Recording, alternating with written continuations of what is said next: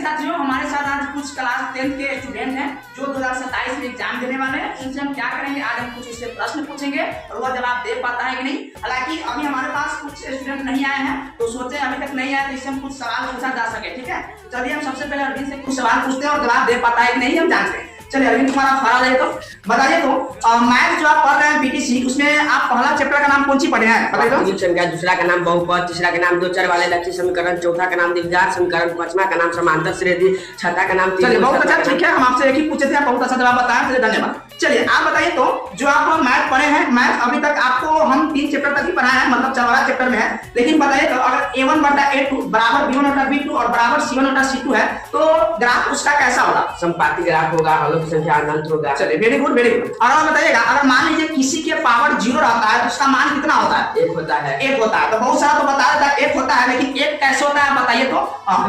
नियम के कारण 1 होता है। हाँ, यानी खतांक के कारण उसको बनाया जाता है तो 1 आ जाता है। बहुत अच्छा, चलिए वेरी गुड। और आप बताइए तो फिजिक्स भी आप पढ़ रहे हैं, तो बताइए तो फिजिक्स का जो चैप्टर 1 का नाम है क्या है?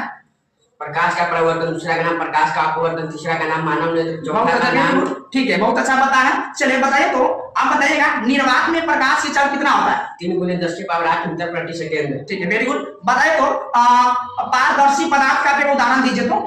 पारदर्शी पदार्थ का उदाहरण जैसे में पानी, शीशा। Very good. चलिए बताइए तो प्रतिबिंब कितने प्रकार के होते हैं? 2 प्रकार के होते हैं। कौन कौन? काल्पनिक, वास्तविक। चलिए वेरी गुड। चलिए इसी प्रकार से जवाब दिए। हालांकि पढ़ता बहुत अच्छा से मेहनत करता है, आप सभी मेहनत करते रहिए। ठीक है, अगला को आप बैठ जाइए, इसे